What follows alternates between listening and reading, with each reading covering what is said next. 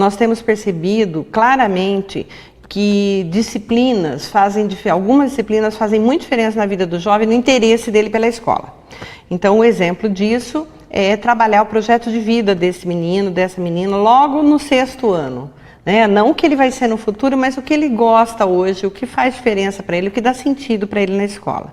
E também, a partir desse projeto de vida, as disciplinas dentro do currículo que já existe, quais disciplinas ele poderia cursar além, para dar sentido para esse projeto de vida, para concretizá-lo. Então, essa é uma experiência do integral que vem para todas as escolas. Então, é nesse sentido, é de ampliar para toda a rede aquilo que vem dado muito certo no programa de ensino integral. O Inova Educação, em tese, é um programa que é feito para poder atender, inclusive, dar continuidade às reformas vindas da BNCC, da Base Nacional Comum Curricular, cujo foco no ensino médio tem sido polemizado, não está tão pacificado quanto o nível da educação infantil e do ensino fundamental. E aí, nesse sentido todo, tenta responder algumas demandas. Sem dúvida nenhuma, a palavra inovação, e o projeto chama Inova não por casualidade. Todas as vezes que a gente fala Inova, a gente está falando de uma posição estratégica para poder mudar alguma questão em relação ao mercado de trabalho. É normalmente assim.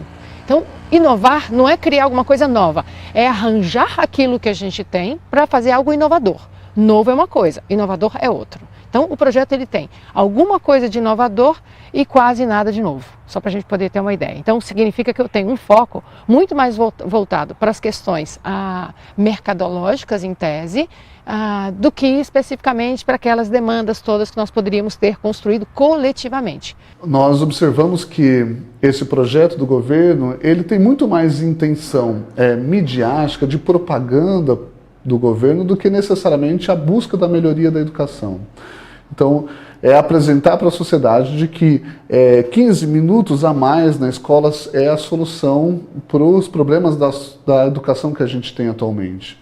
Então, esses 15 minutos a mais vai ser na escola que temos agora, com os problemas que temos agora. Então, nada é melhorado nessa situação atual, só é acrescentado a questão do tempo. Então, é uma solução, digamos, mágica, uma solução simplista para um problema mais complexo da educação.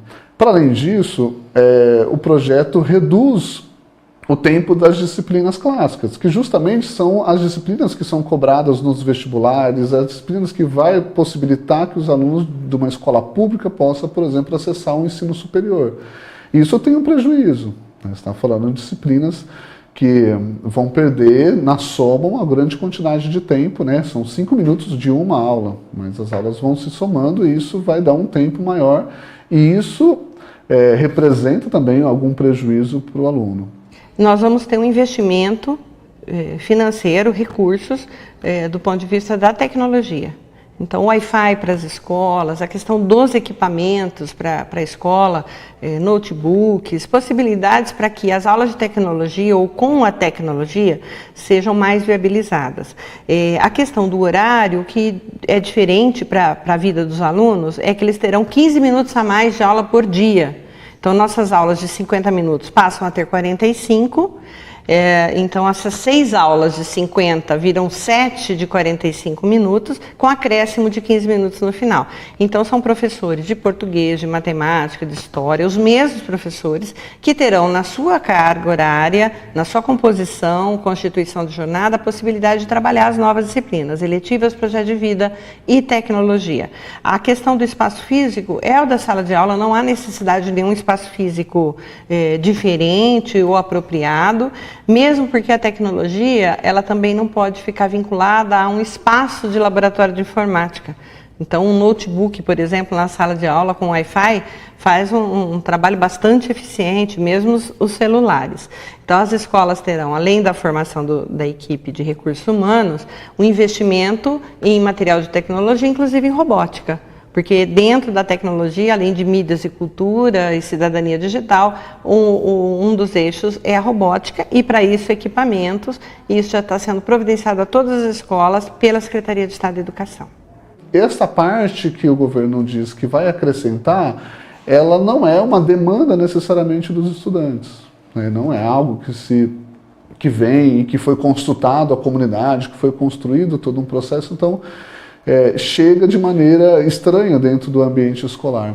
Em nenhum momento o professor teve contato com o projeto, não foi consultado. Então, o profissional que vai ter que colocar isso em prática, né, ele não, em nenhum momento foi consultado, foi conversado, foi debatido isso com a categoria. Então, acho que essa forma já é uma forma bastante ruim de se, né, propor algo para a educação. É esquecer que educação se faz com os professores na sala de aula, que tem um profissional que faz com que tudo isso aconteça. Sem dúvida nenhuma, no ensino médio, a gente precisa fazer algumas reestruturações, algumas formas importantes, né, de inovação curricular, metodológica, inclusive da própria gestão, por que não? Porque a gente, né, sempre vai precisar desse tipo de demanda para que as inovações aconteçam, mas elas têm muito mais a ver com uma produção coletiva dessas comunidades, dessas escolas, desses jovens, que por serem jovens, inclusive nessa fase, andam em grupos. Tem um processo todo muito mais ligado aos próprios amigos que menos à família nesse momento, né? Então, esse processo, se ele é gestado de uma forma mais coletiva e num movimento interessante da escola com a família, da escola com os distintos segmentos, com os distintos grupos de interesse dessa comunidade, provavelmente a gente tivesse tido um caráter diferenciado de um programa Inova São Paulo, né? A ideia é essa, é de inovar, então vamos rearranjar o que tem aí, vamos fazer alguma coisa com uma proposta de fato inovadora que demanda exatamente isso, envolvimento do coletivo. Sem esses atores devidamente sensibilizados e convencidos de que essa é uma inovação que vem para poder atender parte das suas necessidades, sem dúvida nenhuma, a gente, infelizmente, incorre novamente no risco de não cumprir mais essa meta do Plano Nacional de Educação. Nós já estamos em período de formação. Estamos em reunião, fizemos já reuniões com a equipe de diretoria, também com a equipe das escolas, diretor e professor coordenador para a formação, tanto para explanar um pouquinho do que vai acontecer, como abrir um espaço para dúvidas e contribuições também, para sugestões, já que não está totalmente fechado como isso vai acontecer. Nós estamos trabalhando em conjunto com a rede, mas haverá durante o ano todo formação para os professores que se interessarem em trabalhar com as novas disciplinas. Inovador talvez fosse a gente pensar em mais projetos de ciência para mulheres no ensino médio. Inovador talvez fosse um projeto de grandes humanidades no ensino médio, para que a filosofia e a sociologia fizessem o seu sentido adequado. Inovador seria a gente construir autores e sujeitos que expressam sobre o mundo de distintas formas, a partir, por exemplo, do seu idioma. Eu não posso pensar em nada inovador quando eu sequer tenho o domínio da minha língua escrita falada. Então, é bastante complexo esse processo. A gente acreditaria numa inovação muito mais por esse conjunto de disciplinas que já existem e que esses conteúdos, modo como estão, estivessem diluídos naquilo que a gente já existe. A gente vai continuar sem saber física, química, matemática, biologia, a própria língua. A gente vai continuar sem saber resolver de forma pragmática determinados problemas que a gente percebe, por exemplo, quando da criação do Enem. Eis um dado inovador. Por quê? Você precisava fazer uma avaliação no final e você precisava contar com uma avaliação que tivesse a relação teoria-prática muito bem colocada. Compare uma questão de vestibular de forma clássica, da nossa VUNESP, por exemplo, e uma questão do Enem. Você percebe nitidamente que são dois modelos distintos de percepção sobre qual é a função social do conhecimento na vida desses jovens e adolescentes, na verdade, né? Porque vão estar com uma média de 14 a 17 anos.